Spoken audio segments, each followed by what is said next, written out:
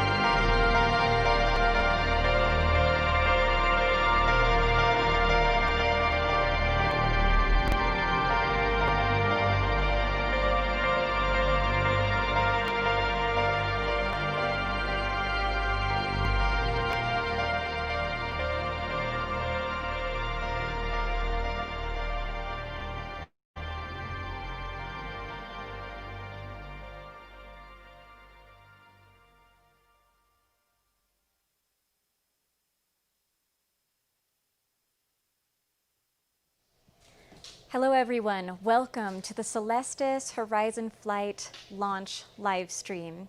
I'm Mary Liz Bender of Cosmic Perspective, and I'm so honored to have worked with the Celestis team on this extremely special occasion. Thank you for letting me be a part of it. I've spent the last few weeks working with all of your amazing tribute videos, and I have to tell you, I feel personally connected to you and to the loved ones that are launching today on the Falcon 9 rocket. I was so excited to be there in person, to provide a report live from the launch pad. But the truth is, I got called off to a mission on Mars. So this message is actually being transmitted to you from the side of Olympus Mons outside my habitat here. But I'm really grateful that Charlie asked me to find a way to be a part of it. So I'm going to take a minute here to just explain what you can expect during this live stream. So first of all, you're going to hear from some amazing guest speakers, some of my dear friends, Frank White, Christina Rasmussen, and Nicole Stott are going to have a great live discussion with Charlie as you await liftoff. And then my partner Ryan is going to call in live from the launch pad to give an update and give you a close-up personal view of liftoff.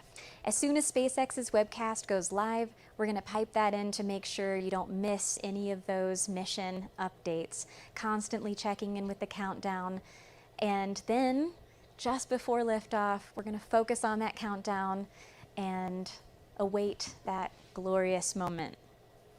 After liftoff, there will be several exciting moments where you'll see the second stage separate, you'll see the first stage booster return to Earth. You'll watch that landing occur, and then we'll all watch together as your loved ones deploy into orbit. I'm so sorry that I couldn't be there, but I really am excited for this moment, and I'm so happy for all of you. Thank you again for letting me be a part of this. It is now my great honor to introduce the one and only co-founder and CEO of Celestis, Charlie Chafer. Thank you. Good morning. Welcome from Celestis World Headquarters here in Houston, Texas, to our global, worldwide audience. We're very pleased that you've been able to join us today.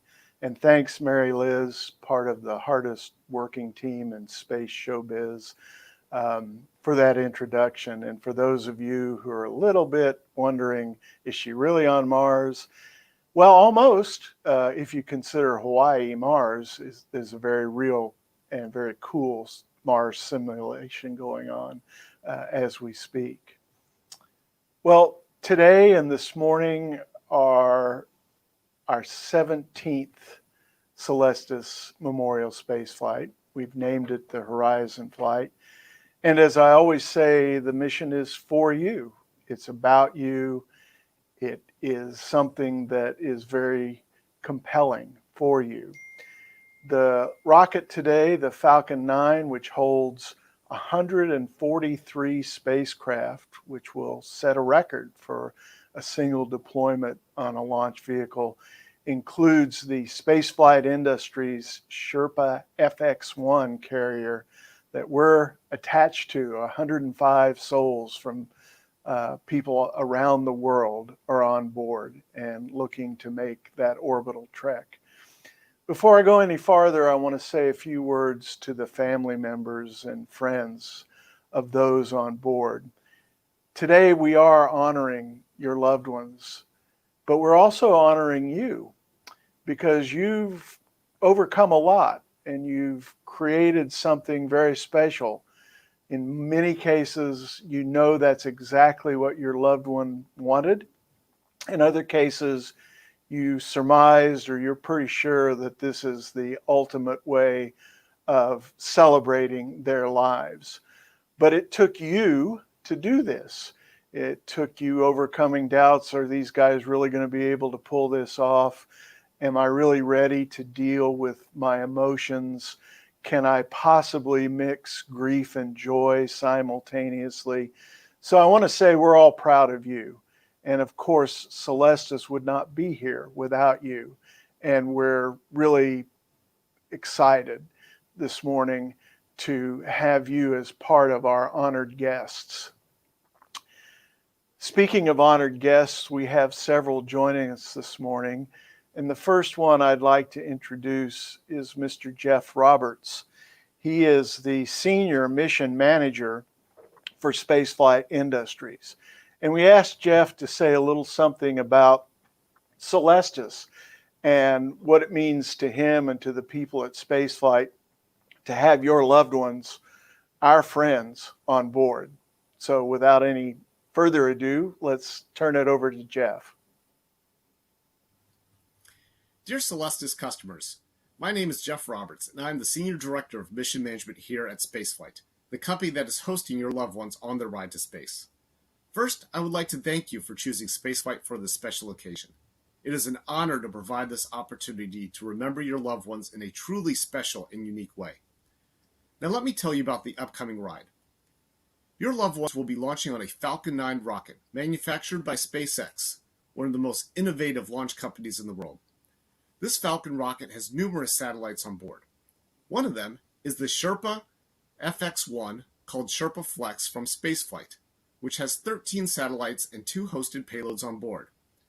One of these hosted payloads is the Heavenly Casket, a beautiful container specially designed by Beth Mikulka, our senior mechanical engineer here at Spaceflight. The Heavenly Casket holds several capsules firmly and safely in place during the rough ride to space. Once on orbit, it is open on the sides to expose the Celestis capsules to the crystal clear beauty of the stars and Earth from orbit. From this special vantage point, your loved ones will remain circling the Earth for several years until natural atmospheric drag results in the spectacular and fiery demise of Sherpa and Heavenly Casket into the Earth's atmosphere. Sherpa is designed to safely burn up to prevent any danger to those of us who remain behind. Once again, I want to thank you for choosing Spaceflight for your launch and orbital needs, and I wish your loved ones Godspeed on their next great adventure. Thanks, Jeff. It's been a pleasure to work with Spaceflight throughout the really 2 years of preparation for this mission. They're a great group, and they give each client such personal attention, and we really appreciate the opportunity to work with you.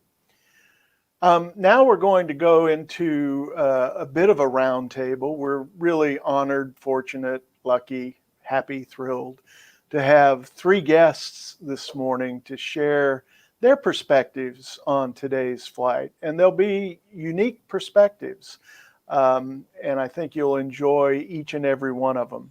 First up is a good friend of Celestis, astronaut, earthling, artist, Nicole Stott, who spent a considerable amount of time on the International Space Station, having the view that your loved ones will vicariously be sharing here in a little while.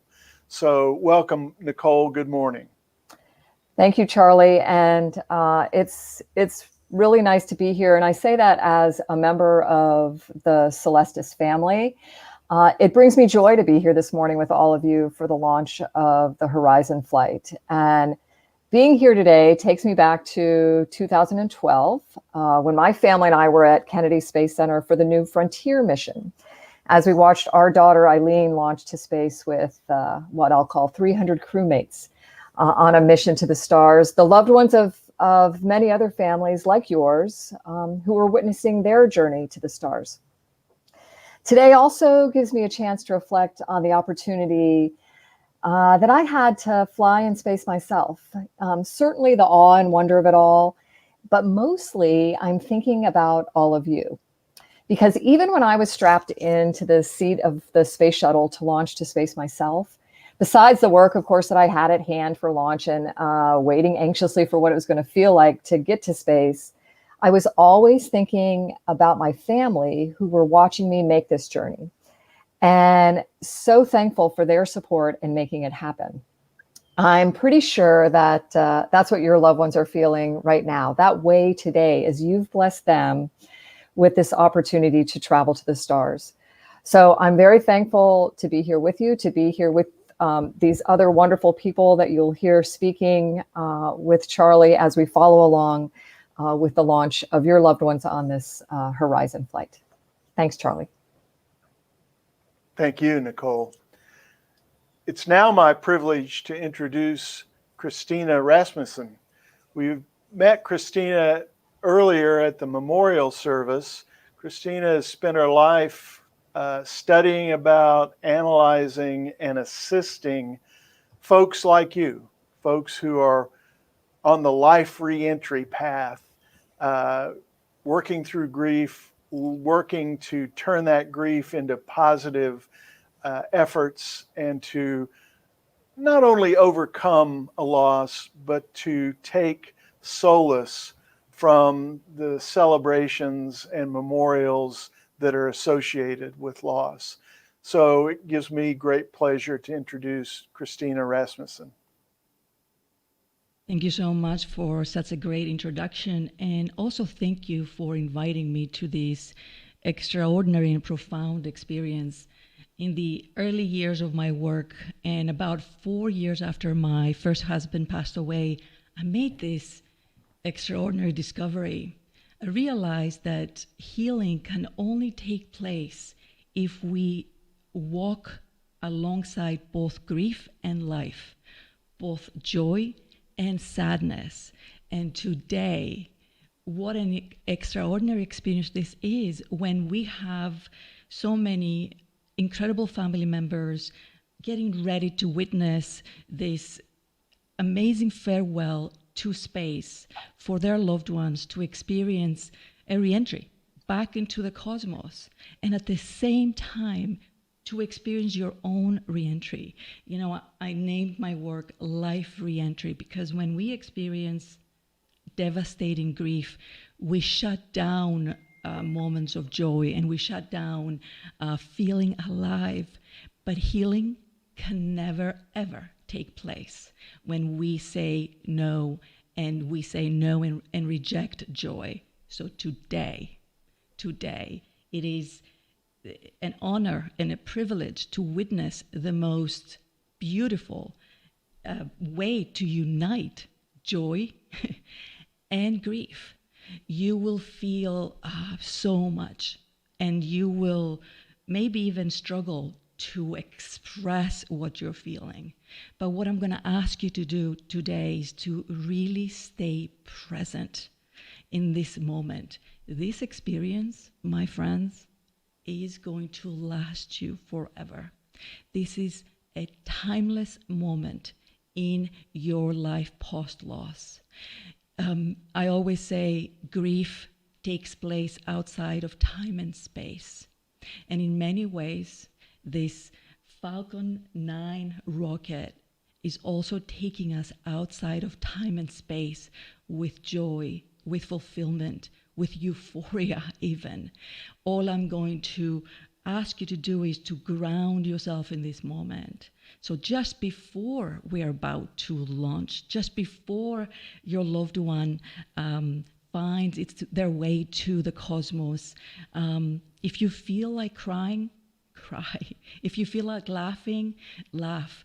Embrace both of those emotions. It is so critical to your healing ahead, and so important to experience a dance between life and grief in this magnificent and beautiful way that Charlie has created in this world. When I met Charlie, I was blown away by not only his capacity to be a part of this company and journey for as long as he has, but his knowledge and his empathy about grief and the families that he has supported all those years.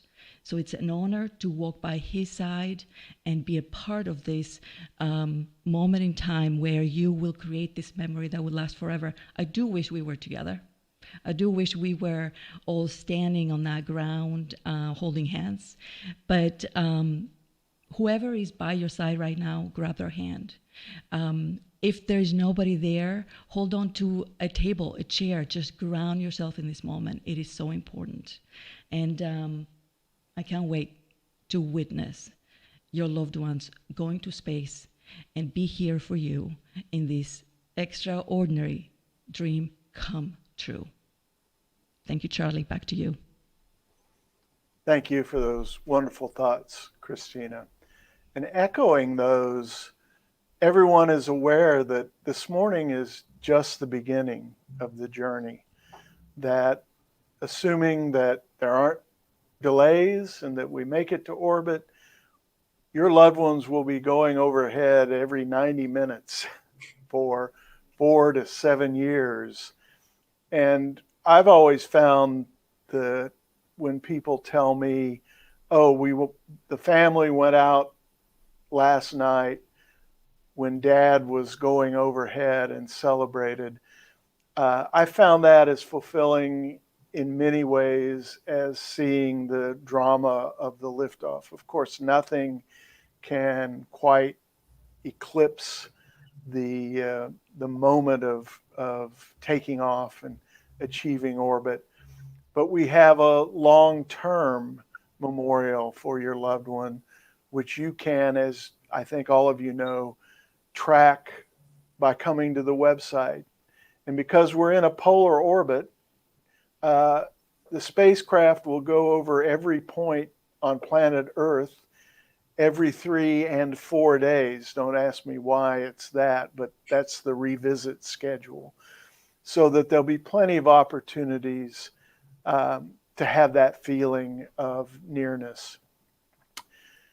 Now I'd like to turn to another good friend of mine, Frank White. Frank is one of the deep thinkers about spaceflight and humanity and human culture, and has written several books, The Groundbreaking Overview Effect, The Cosma Hypothesis, and is a regular panelist and thought leader about this whole human space enterprise and what it means and how it affects everything that we do. So as always, it's a great pleasure to ask Frank to spend a few minutes with us this morning.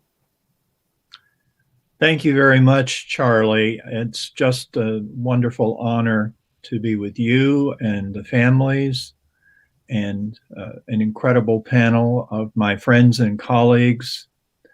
And I thought about 3 different aspects of the launch today that I'd like to share with you. First of all, as you know, the overview effect is actually an experience that astronauts like Nicole have reported when they see the Earth from space and in space, from orbit or from the moon. And that experience includes a sense of the unity and oneness of our planet and everything on it. And also a realization that no matter how different we are as human beings, we share that humanity above all else, and that transcends those differences. And you and I have talked about the fact that when you have a Celestis launch, very often the families who are present have an analogous experience, no matter how different they are or how far away they have come to the launch. When they watch their loved ones lift off, they feel a unity and oneness, a bond. And so it isn't really quite the same as seeing the Earth from a distance, but there is a feeling that is similar. And we don't know, for those of us who are watching virtually today, if that will happen, but we will find out, and I hope it does. I hope everyone does have that experience. The second thought, and you alluded to this, I believe this is just a foreshadowing of things to come, because it looks like human beings are going to be living off of planet Earth in the near future. And we believe that what people do on Earth, they will do in outer space, on the moon, on Mars, or elsewhere. So they will memorialize their loved ones. They will find ways to mark their passing, and it will be unique to them and yet common, I believe. And it occurred to me as I was thinking about this launch, I was imagining people who lived on Mars. And perhaps just as the families are honoring today a loved one who always wanted to go into outer space, maybe in the future, people living on another planet will want to honor a desire to have visited Earth, which perhaps they never achieved. And perhaps there will be a Celestis launch headed for planet Earth, the home planet. Finally, I have to say, as I watch the tribute videos, as people memorialize their family members, their friends, even their pets, what I felt was love, just an incredible outpouring of love. And it was very moving, and it is very moving to see that and to realize that a Celestis launch is an opportunity for people to express love in a unique and important way. There's an old song that says, "What the world needs now is love." I couldn't help but think of that today because that's what our world needs now more than ever.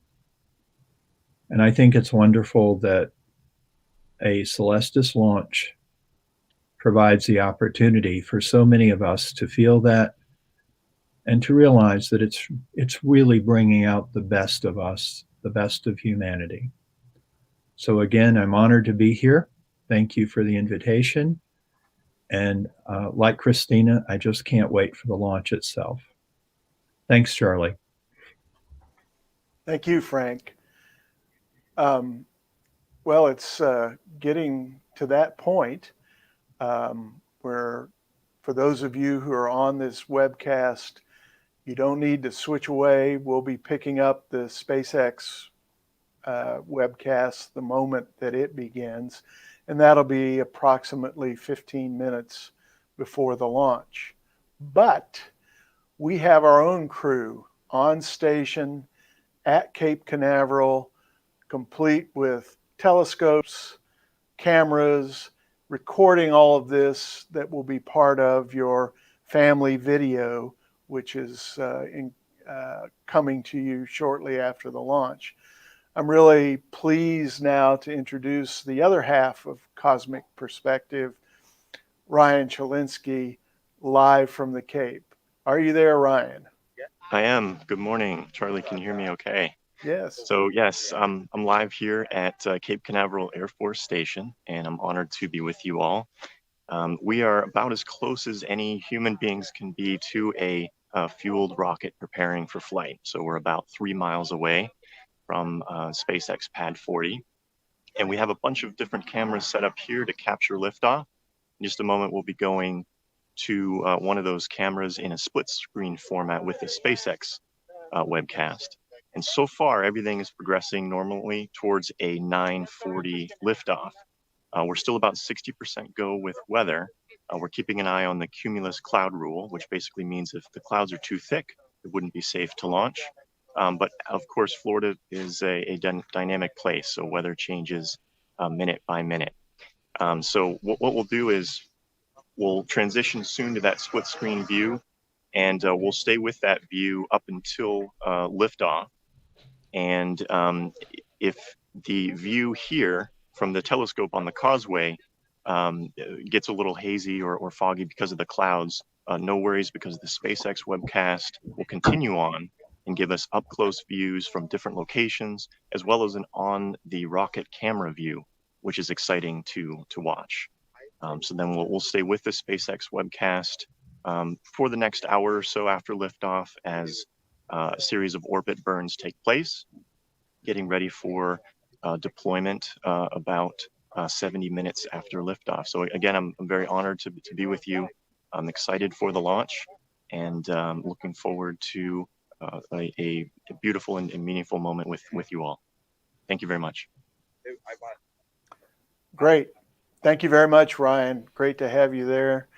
And do what you can to keep those clouds away. Absolutely. You bet. we're looking at a 42-minute launch window this morning. And what does that mean? It means that beginning at 8:40, the rocket can launch any time up to 42 minutes after that point.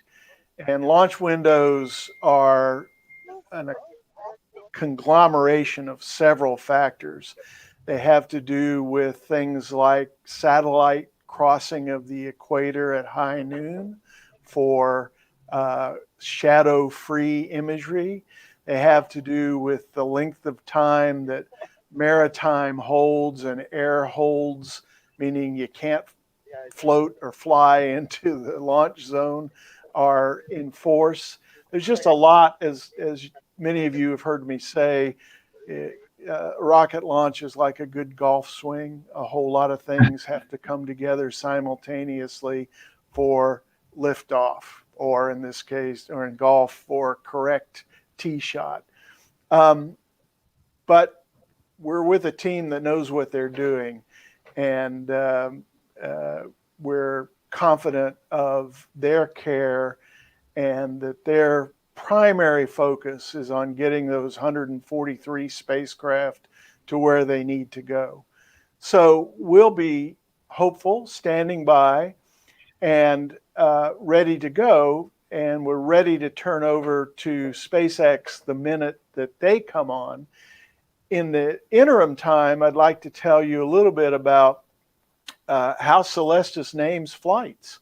And the short answer is, as I walk around and think, and something hits me. And hence you'll see a lot of different names. Our very first mission was called the Founder's Flight, appropriately, obviously. Today's mission is called Horizon, and it's a tip of the hat, if you will, to the polar launch, the polar orbit. So it's not often, particularly from Cape Canaveral, that launches head due south around the poles. In fact, this is only the second time in the last several years that a polar launch has occurred. And you do a polar launch for not just because it's a fun thing to do and nobody's ever done it, but you do that for the purpose of locating spacecraft where they need to be. And so with a polar launch, something's always coming over the horizon. And in this case, it'll be every 90 minutes, your loved ones coming over the horizon, and hence the name Horizon Flight, for those of you that have asked that question. I'm also wanting to do a hat tip here to the folks that are joining us and leaving wonderful, compelling comments on our live casts. We are doing these live casts and these missions for you, and we appreciate your thoughts.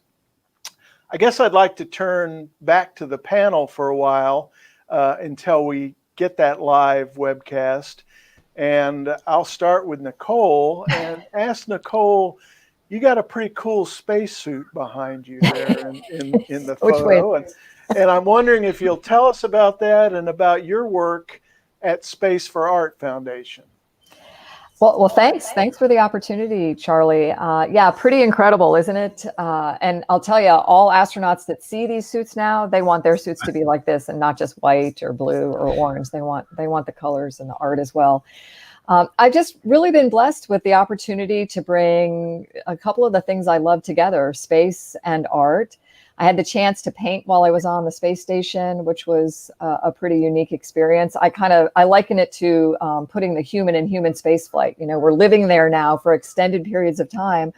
So we get to do these things. We get to bring these things that we love from Earth with us to space, as we should. Kind of like Frank mentioned, as we're gonna take our humanity with us when we go other places off the planet.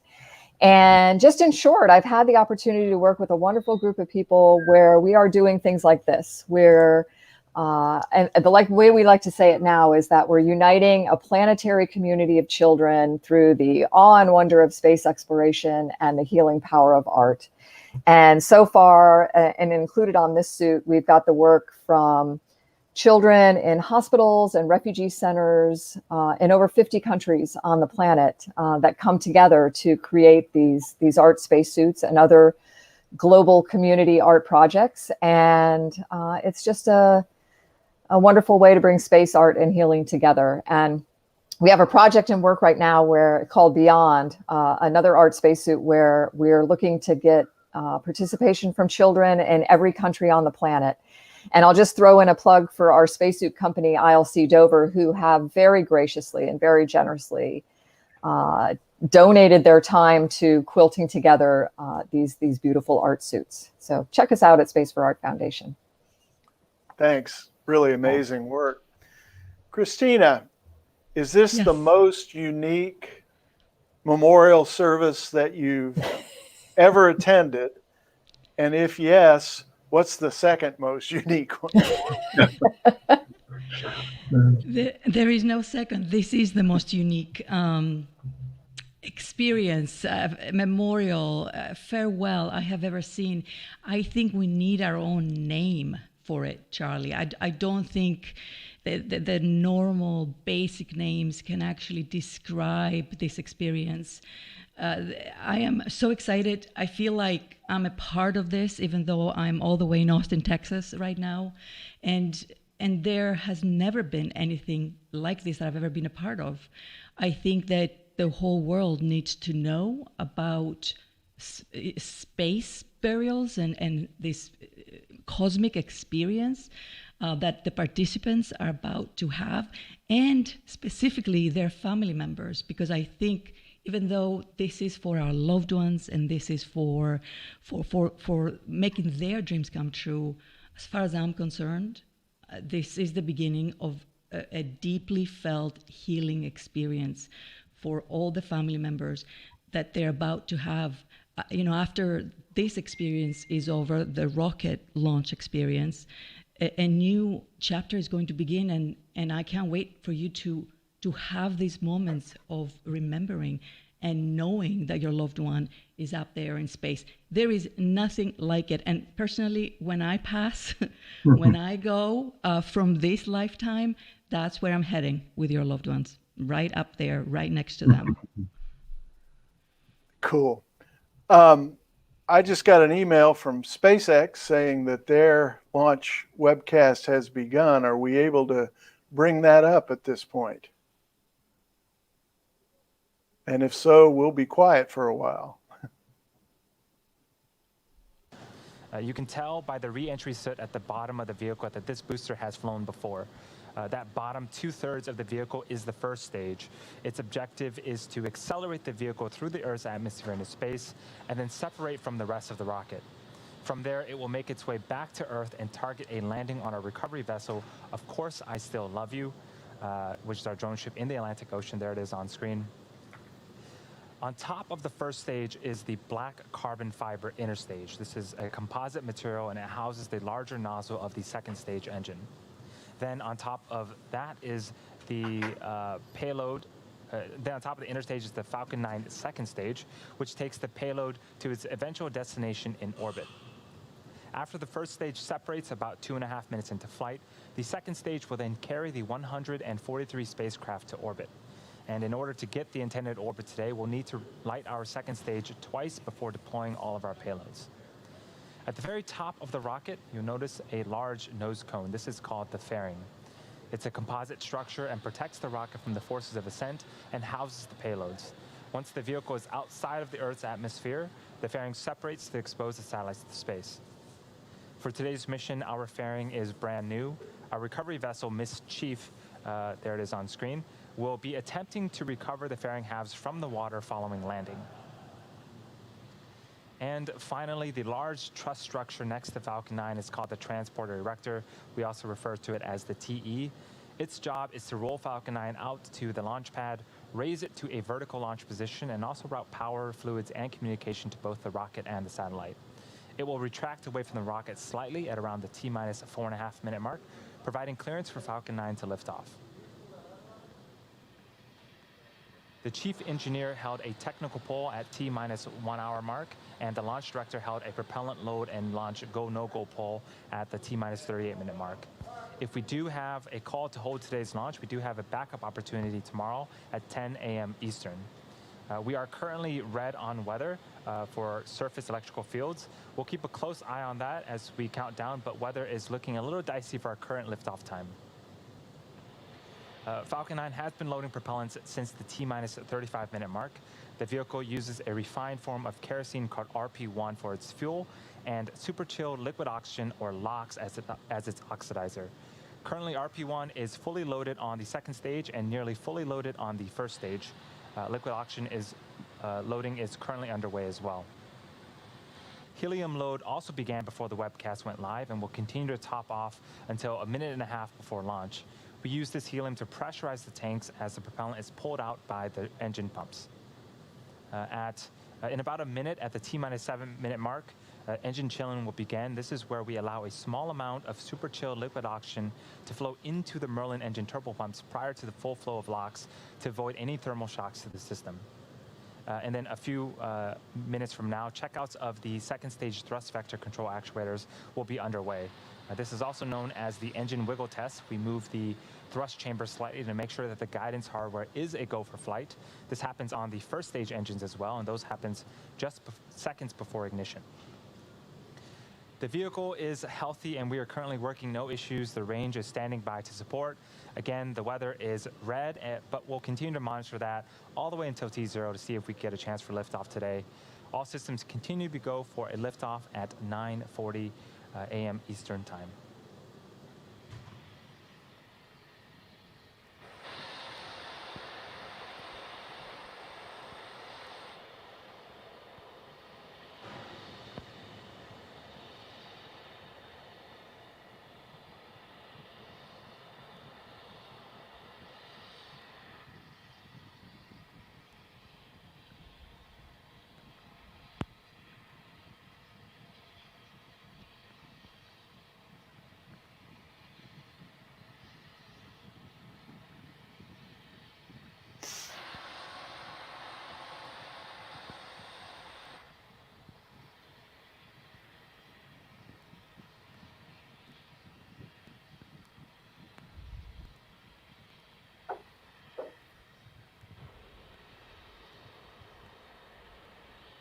Hey, just getting word from the team. So it's official. We are scrubbing today for weather, for surface electrical fields. We do have a backup opportunity tomorrow at 10 a.m. So we'll see you then and attempt another launch for Transporter 1.